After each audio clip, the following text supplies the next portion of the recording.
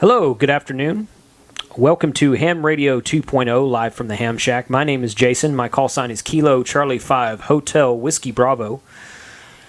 And today we're going to be unboxing and doing some power output testing on the new VeroTel VR-6600PRO dual band radio. Some of you might have seen this. If you follow Facebook groups, this is how I found it on Facebook. There's dozens, if not hundreds, of Facebook groups out there dealing with amateur radio in some capacity. 100. One of the new good ones I've been on is 100 watts and a wire, and it's a really good HF crew. Lots of helpful people on there. I don't remember exactly where I heard this one. It might have been there's a Facebook out there called Chicom, CHICOM. It's not Chinese communists. One guy came along and asked if that's what it meant one day, but no, it's the Chinese communications is what it is, and I participate semi-regularly in there. I try to post every time I do a review video of a Chinese radio, I try to post it in there. The admins in there are pretty cool about letting me post stuff. Speaking of Facebook groups, I have a Facebook group now. It's just called Ham Radio 2.0. It's a private group. Anybody can join, but you just have to go out there and request to join, and I approve you. That's my way of trying to admin everything. So it's got a few people in it now, mostly friends right now, but if you're welcome to join. If you've got ideas for videos that you'd like to see from me, or if you've got comments on the video or questions, feel free to join that group and talk about anything you want to, as long as it's related to amateur radio. So this VeroTel VR-6600PRO is basically a copy. You know how the Chinese are. This is basically a copy of the Yaesu FTM-350R. Of course, the 350R was the predecessor to the 400DR, which was their first fusion digital C4FM FDMA mobile radio. If you've seen anything about fusion or heard about the Yaesu's new digital fusion, you've probably seen at least a picture of that FTM 400DR radio. It's got the big, huge screen on it. Or actually, it's not on, it's detached only. It's got a separate mount for the screen. You can't attach it to the radio. And the 350 was the same way. And this VeroTel is the same way. You can't attach the face to the radio. It's a separated face only. One of the cool things about the VeroTel is, and the Yaesu, is that, well, not the 400, the 350, is that you can attach the microphone to both the face or the body. It's got two microphone ports on it, so if you're mounting the radio back underneath your seat or in the trunk or somewhere, and running the separation cable up to the front of the car and mounting it somewhere, you got 12 or 14 feet of separation cable between the radio and the face. You can plug your mic directly into the face. Unlike the FTM 400 and the Yaesu FTM, the new FTM 100DR video that I did a while, 3-4 episodes back, you have to plug your microphone directly into the body. So the VeroTel, you don't have to do that. The VeroTel is a little bit pricey for a Chinese radio. I probably going to carry them. They've been trying to get U.S. dealers, and I'm one of the who knows how many dealers they've been trying to get to carry the radio, and they ran a special on them. You can buy the radio direct from them for like $329, I think it's about $329 plus $50 shipping from China. So it's about $379 total. At first, when this radio first debuted, they told me I had to sell it for $420. So I listed on my website for pre-orders for $419.99, and I got a lot of questions about it, and I got no orders because, quite frankly, it was overpriced. But they've come down on that. If I'm able to get it, of course they want me to buy in bulk because I'm a dealer. So if I'm able to get the price I need on it, I'll probably sell it for about the same $329 price that you can buy it for on, direct from VeroTel. The Chinese they like to sell direct to end users and kind of bypass dealers sometimes, but they try to get dealers also. So they try to work both sides of the coin. But of course, I won't charge $50 shipping. that's going to be the thing with that. And if the radio fouls up on you, you buy it direct from them, you pay them $50 to ship it to you, the radio fouls up, they're probably going to be like, okay, yeah, ship it back to China. We'll fix it.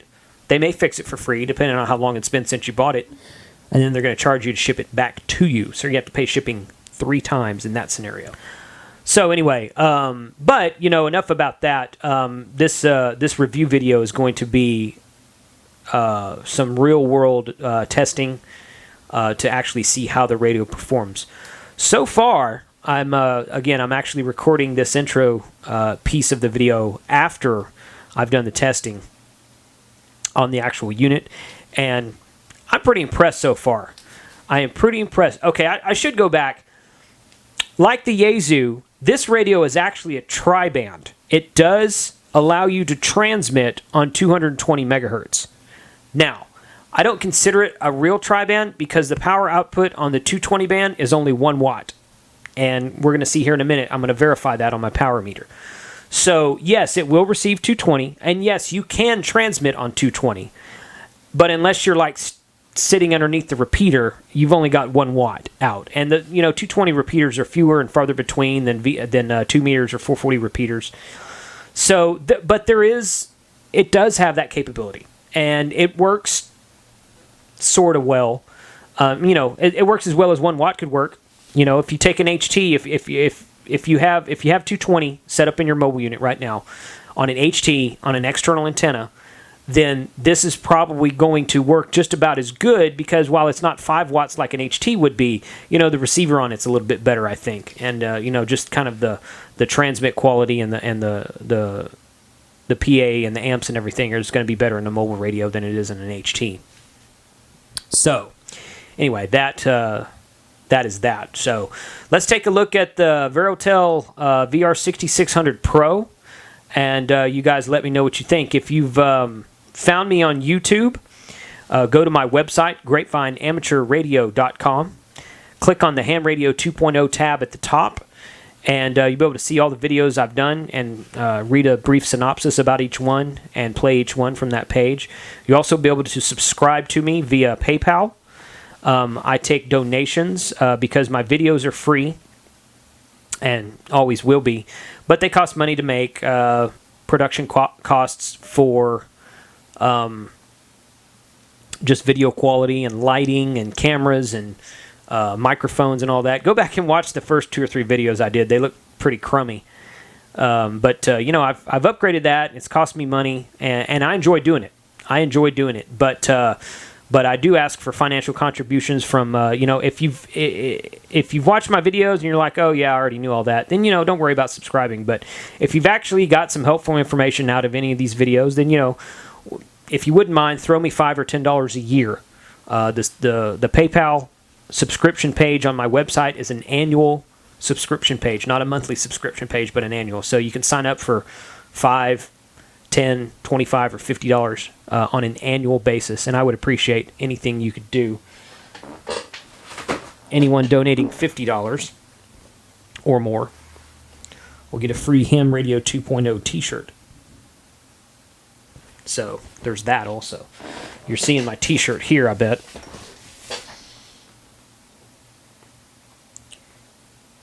Ham radio operators were created because cell phone users need heroes. Got this from Teespring. They did a special on this. Another thing I found on Facebook.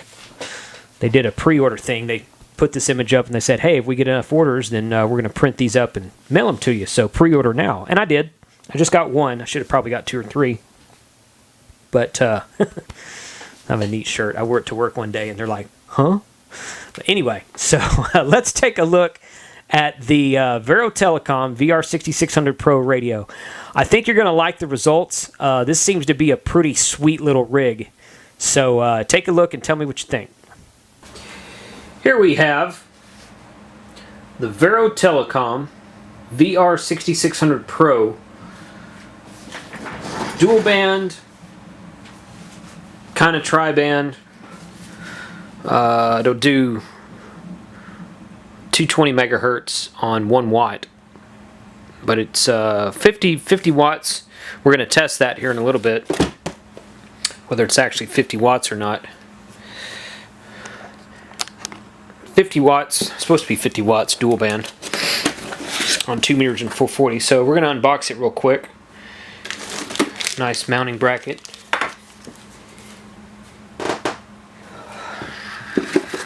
This is something you don't see in a lot of radios these days, is a owner's manual. I've not read through this yet. I just got this in the mail about 2 hours ago. Not sure how well it's translated,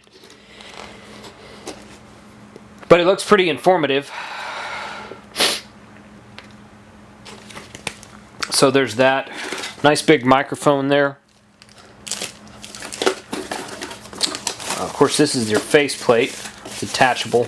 I say it's detachable. It's actually not attachable.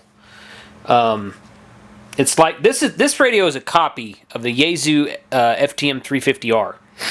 So if you've ever seen a Yaesu FTM-350R, then you've seen this radio. It's the Chinese copy made by VGC, VeroTel Global Corporation or something like that. They've been around in radio for a while, but they're new to the amateur radio scene. So that's that. You have an optional GPS APRS unit that gets installed right here. I bought that. Here it is right here. I had to buy it additional. Doesn't come with it. That's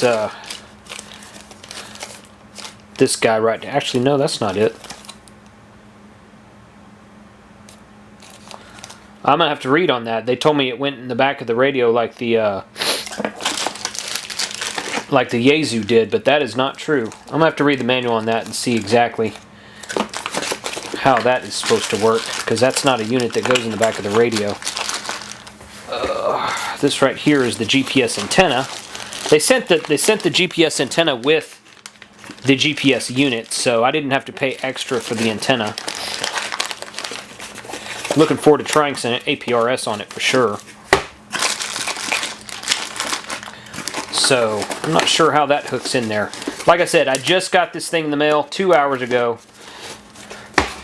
I had to do a couple things at home. I came out here and started the video, so I've not even looked at this sucker yet. But on the Yaesu, your APRS unit would go back here. You take out these two screws and you fit it back there. I had one of those in my shop for a while. I sold it as a used radio. So on the Yaesu, it goes back there. This one must be different somehow.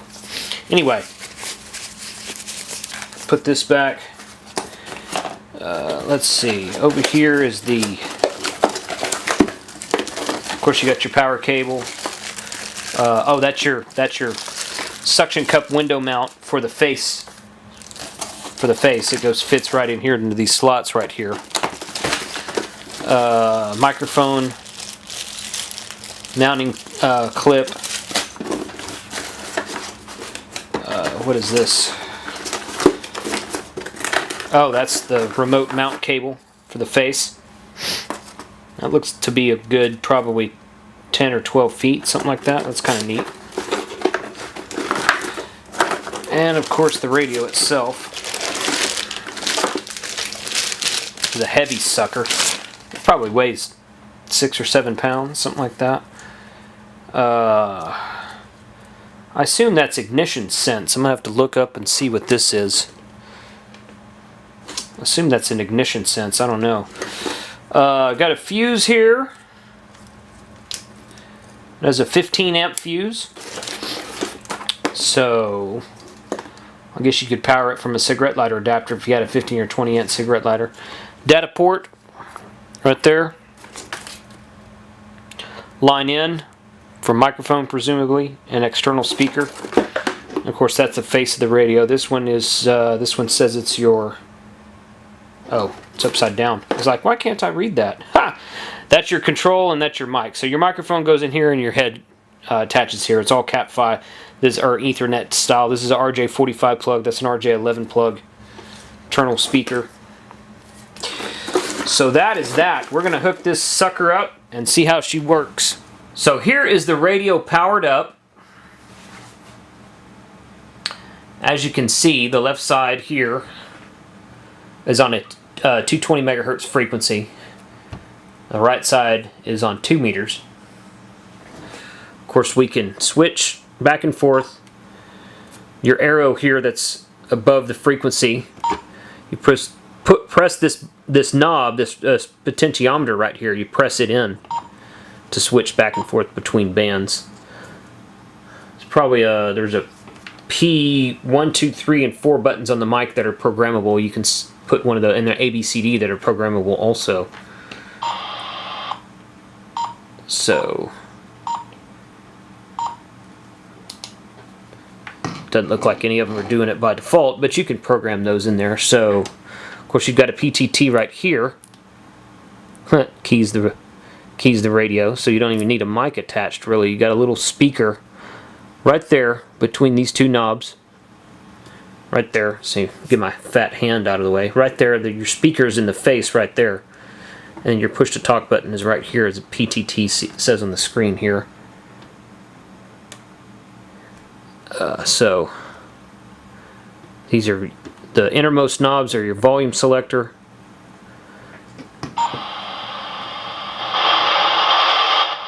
The outermost knobs are your channel selector, frequency selector.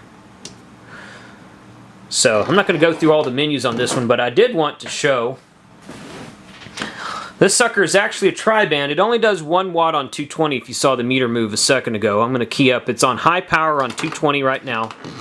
High, low, and so this F, bottom right button here, says F on the display. F is a menu, a function menu. And when you press the F button over there on the right, this one right here, this on the display changes. It says F-2, F-1. So you've got 5 buttons across the bottom here. You've got the middle button is set. 2 options here, 2 options here. You press that and go to F2. You get 2 more options here and another option here. So it looks like there's 7 different options there, plus the set option, which is available in both menus.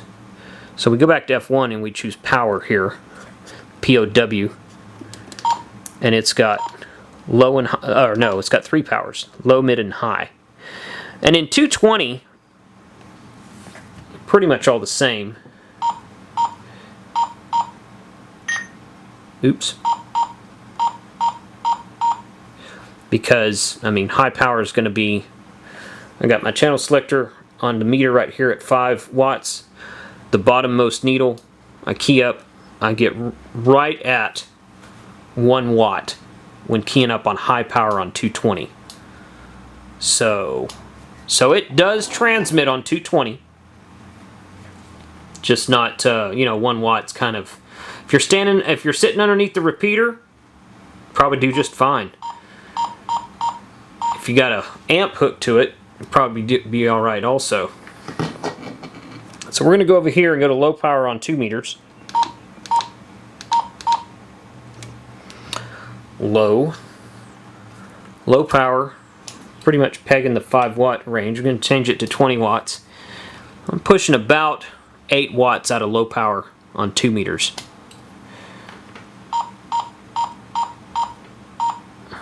I'm not sure why it's doing that. Oh, because I've got it set to 25 kilohertz. That's why it's not going there. Anyway, okay. Pushing about 8 watts on low. Go to medium power here. It's probably going to peg the 20 meter scale. Pretty much sitting right at 20. Go to the 200 mark here. Yeah. Right at 20 watts on 146.525, right about the middle of the band. Well, not the middle of the band, but right there at where the simplex calling frequency is. We're going to go to high power. We're pushing right over 50 watts. Probably about, if I'm reading the meter correctly, it's darn near 60 watts. It's probably like 58 watts, somewhere in there. I'll go to 144.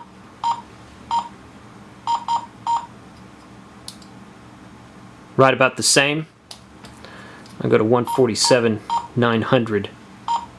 This is all going into a dummy load. I'm not transmitting right now. Getting about 62 or 64 watts right there. A little bit higher output on high power on the 2 meter band. This is the cool part. I'm going to go to 440. Go to low power, back to 20. It's kicking about 12 watts on low power on 440, 446.100, right around the calling frequency. Turn it up to medium, it pegs that needle. Change it over the 200 mark here. Kicking like 35, 36 watts on medium power on 440. Kick it up here to high. Right there is pressing 90 watts according to this meter. Just below the 100 mark right there. If you get a little bit lower down in the band, drops down to like 80. Yeah, right there it's kicking. That's about 440.0. Again, this is FM only, but that's about 60 watts. 442.0 is about 70, yeah, about 70 watts, roughly. That's a heck of an output for UHF. That's pretty cool. That impressed me. I turned the screen is dimmable to several different settings.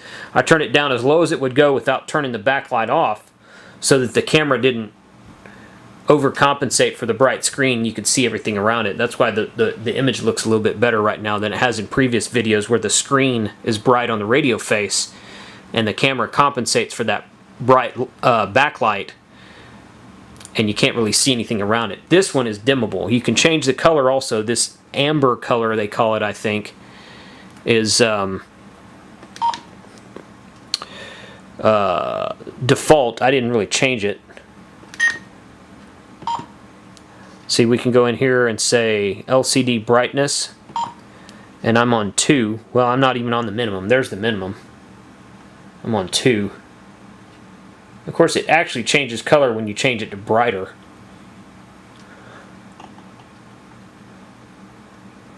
And then I can go down to LCD color, and it's currently, it calls it orange, and then amber's there. Of course, that would be amber if I turned it up, and then white is just basically like a normal black light. You got white, blue, sky blue, and of course, again, all these change, you turn the brightness up.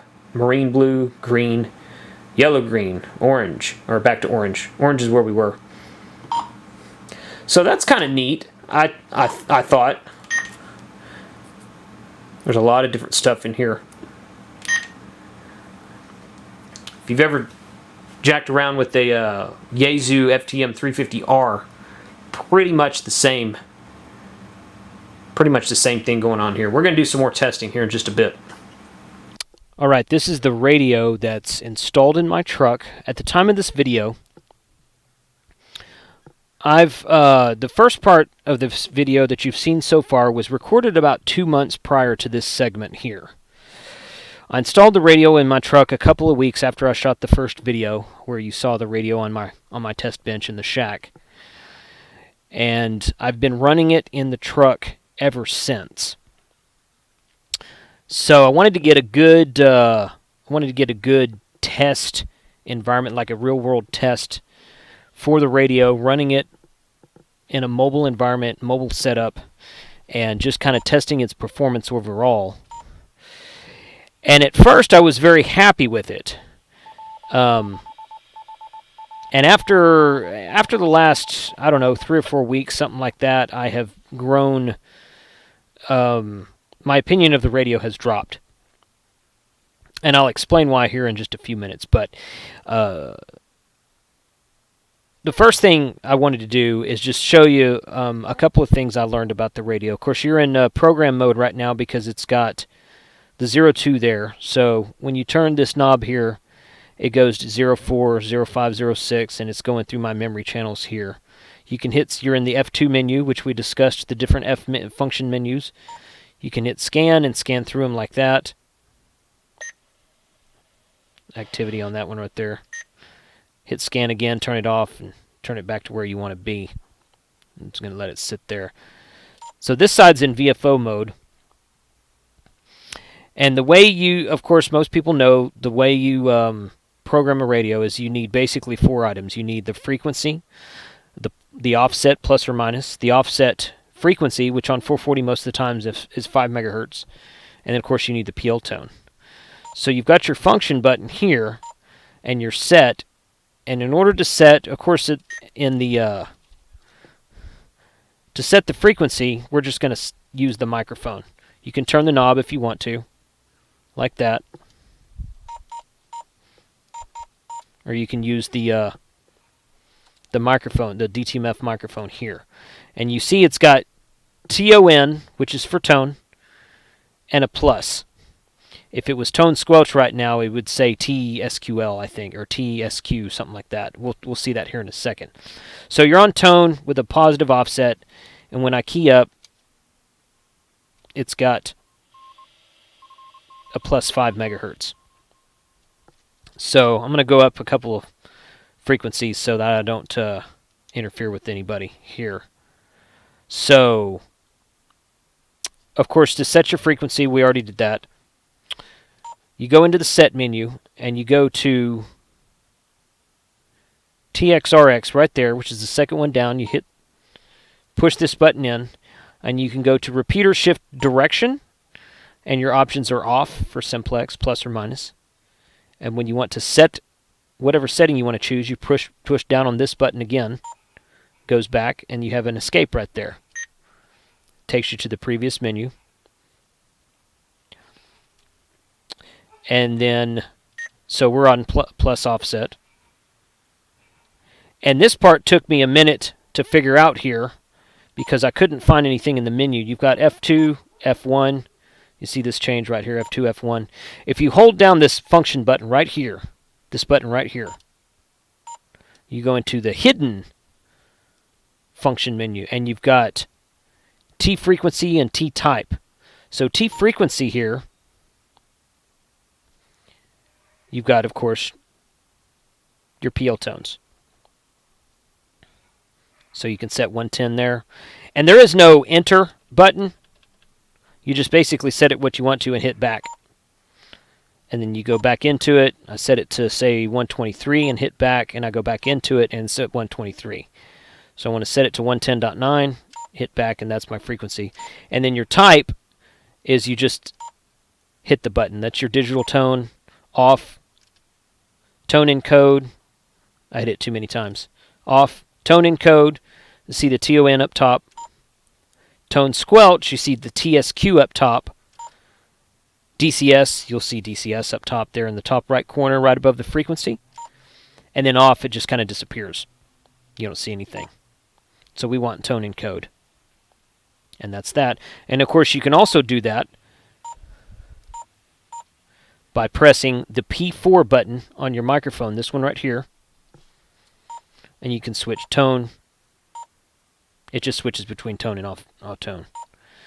The P3 button right here will switch you between positive, negative, and off for your offset. It's a little shortcut there. The last thing, the thing that took me a bit to figure out, it took me a while to find that, but the other part that it took me a bit to figure out is if you go into the regular set menu and you're going to go into transmit, you want to set the frequency. We set the frequency direction a minute ago, which of course was positive. I should have gone down here a minute ago, but I didn't. The next menu down is shift frequency. This is where you set 5 megahertz. Now you can turn your knob, and I can scroll all the way back to 0.6 megahertz if I wanted to. If I wanted to set a 2-meter frequency. Or you can hit this little megahertz button right here, and it starts to flash, as you can see. And I turn it once, and it goes down by 1 megahertz instead of 10 kilohertz or 5 kilohertz. Press it again, you're back to the 5 kilohertz step. 0.6. Press this button for enter. Go back into it. And you're at 0.6 still. So we want it to be 5.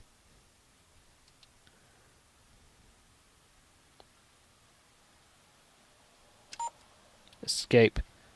Go back into it, it's still 5. Escape. Escape. Back to your frequency. I'm keying up on 449.05 with a positive offset. KC5 HWB testing 1, 2, 3. And there we go. And that's basically how to program the radio on the fly. So we're going to talk about this radio a little bit more in my closing segment. Again, I've been running it in the truck for about 2 months, and I never did hook up the GPS, so I never ran APRS.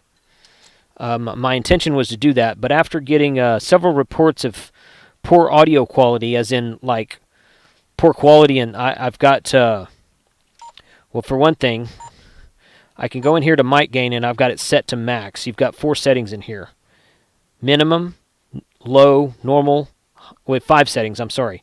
Minimum, low, normal, high, and maximum. I've got it set to maximum. And then you can go in here and go to auto, wide, narrow as well, and I have it set to wideband. You can set it to narrow. It'll do FM narrowband. It's got an AM setting in there. I haven't tried that. I don't know. It'll receive AM. I don't know. I don't know that it'll transmit. I have not tried that. But it'll do narrowband FM and wideband.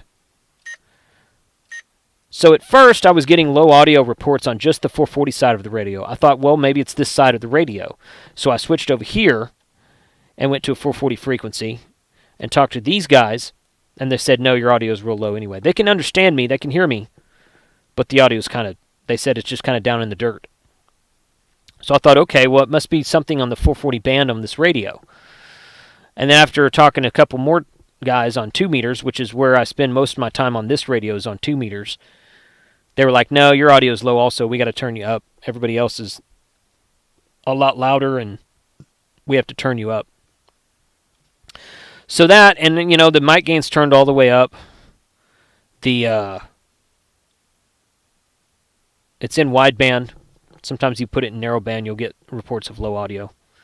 But it's in wideband, the mic gain's turned all the way up, and I still get reports of low audio. The other thing about this radio, the receiver is junk. It's just, I'm sorry, there is no other way to say it. The receiver sucks on this radio. I can drive around with the exact same, I'm running a Comet SPB5 antenna on an NMO mount on the top of my truck right now. It's the same antenna I've had on for like 2 years. I've run a Kenwood V71A in here, and I've run a TYT TH9800 in here, and I have had 0 issues with either one of those radios, and I put this radio in, and I go places that I've gone with the other 2 radios in the same environment. I drive to work, drive home every day, and I'm not hearing repeaters as well as I used to hear them. And this is on multiple repeaters on both 2 meter and 440. So the receiver in this radio, I tried even changing out antennas. I thought, well, maybe I damaged my antenna. Maybe I did something to it. So I tried changing it out. I put a Comtelco commercial antenna on it. Same thing. No difference. And the radio I had in the truck before this one was the TYT TH9800. I ran that for about 1.5 years. And as most of you know, if you watched any of my previous videos, you know that I like that radio. It works very well. And I had no problems with receive on that radio. But this radio right here, the receiver on it is severely lacking for my tastes. I live in the DFW Metroplex. There's a lot of RF around here. I need a receiver that's going to reach out a long way, because I may be talking on a repeater that's not close to me and it's going several miles, and there's 4, 5, 6 other repeaters in between me and the repeater I'm talking on, and I don't need and it's not really getting interference, it's just static, and the S meter's all over the place. And it's just the range on it is not good. So with that in mind, we're going to go to the closing segment here. We're going to talk a little bit more about this radio. That was the VeroTel VR-6600PRO, dual band, kind of tri-band amateur radio out of China from a company called VeroTelecom. And I recorded most of the video that you just saw. Most of it was recorded in August of 2015. The part in the pickup truck and this exit was recorded in October of 2015. And I wanted to go back. I recorded an exit to this video in August directly after the bench test, where I shed a pretty positive light on that radio. But after running it in the truck for a couple months, I couldn't in good conscience error that piece. So I've gone back and I have I'm re-recording this exit in October of 2015, and just to give a little bit of more update on the radio itself and the performance of it. This is a neat looking radio. It's got a really big face, It's got really big numbers on the face, and it looks really cool. But the performance of it is just not. It's not. It needs some refinement. There is a problem with the receiver. It doesn't, and I've emailed VeroTel about this problem, and they've been like, oh, the receiver is within specs, and they give me a bunch of, they're like, what test equipment are you using? I'm like, look, I'm not using any test equipment. I don't know what specs you're running, but I put the radio in the truck on the same antenna and the same feed line that I had my Kenwood V71A, and I had my TYT TH9800 flip-flop back and forth for a couple, 3 years, something like that. And it just does not stand up. And it doesn't stand up to the TYT, honestly. It doesn't receive as well as the TYT does. No, it doesn't. And the other part is that people keep telling me my audio is in the dirt, especially on 440. It seems worse on 440 than it does on 2 meters. But as I said a minute ago, but they do report it on both bands. They're like, man, your audio is low. Are you transmitting in narrowband? Well, the radio will transmit in narrowband. It's narrowband compliant. But no, I'm in wideband, and I've got the mic gain. There's 5, 6 settings on the mic gain. You saw that a minute ago. I've got that turned up all the way, and people still say my audio is low. So I've made this report to VeroTel. They want to argue. They're like, you're the only one reporting this. The radio works great. I don't know what you're talking about. I'm like, okay, well maybe I got a bum radio. It happens, especially with radios out of China. Every now and then you get one that just flat doesn't work to specs like it should. So perhaps the radio is fine, and the receiver's good, and the audio's good, but my experience has been the opposite. Also, another problem that I noticed a while back, and I forgot to mention on the last segment here, sometimes when you're receiving a signal from a repeater, and I've even heard this on simplex. At first, I thought it was the repeater, and then I realized it was the radio after I've heard it on 2 or 3 repeaters, and then on 146.52 simplex. If you have the volume turned up too high, the radio will squeal. You know how a repeater sounds when it's got feedback in it, and it'll transmit this big squeal? The radio does that, and it does it on multiple frequencies, including simplex, and multiple repeaters. And I'm like, what the heck is that? It's like a feedback loop or something. So I'm taking the radio out of the truck, and I'm probably gonna put it on eBay. Honestly, I don't know. I might keep it. In fact, if VeroTel says, "Hey, send it back to us and we'll repair it for you," I may do that. I'm still trading emails with them, so they seem eager to help. They seem like a good company. They seem very responsive. They keep wanting me to buy radios for dealership, and I want to. I want to, but I only have this one, and if this one is a representative of their line, their product line, especially for the money they're charging, I don't see it. So you can find the radio on my website. I've sold a couple of them, but I haven't sold any to really speak of, and I have a lot of people asking questions about it. I tell you what, if it was a true tri-band, 25 to 30 watts on 220, and then 2 meters and 440, that would be spectacular. But 1 watt on 220. I didn't even use it on 220. I've not even used it yet. But anyway, so I don't want to get off on a tangent. Now, I'm not trying to bash the radio. I'm not trying to say don't go out and buy one. Your experience, they have a Facebook group. If you go to Facebook and you search groups for, I think it's just called VR-6600PRO. If you search the Facebook group, I'm in there. I'm commenting on I'll be posting this video as soon as it is complete and editing and put on my YouTube. I'll be posting on that group. And they, they're real responsive in there, and they want to help, but I don't know. Unless they repair my radio or send me another one that's not, that doesn't have these issues that I've noticed, then I'm not recommending this radio at this point in time. So be watching the YouTube comments page. I will update that with anything I find. Even if they say, no, your radio's fine, there's nothing wrong with it. If they refuse to help me, then I'll update it with that as well. But I don't think they will. I think they're pretty responsive, and they're pretty eager to help. So we'll see what happens with that. So that has been the test. You can see that the power output is very impressive. And the look of the radio is very impressive, and the feel of it's very impressive, and I just wish the performance was a little bit better, both on transmit and on receive. So anyway, thank you for watching my video. If you found me on YouTube, go to my website at grapevineamateurradio.com. Click on the Ham Radio 2.0 tab at the top, and you can see a list of all my videos. And you can subscribe to me on YouTube, and you can sign up for my email list there from my website. If you have any questions, or if you have any ideas for new videos, I got a guy the other day who asked me to review an HT from TYT, and I'm going to do it. So if you have any ideas for new videos, feel free to post them out there. I'll be happy to review anything you guys want me to. Thank you very much for subscribing. Thank you for watching. Comments are welcome. And 73, and have a good evening.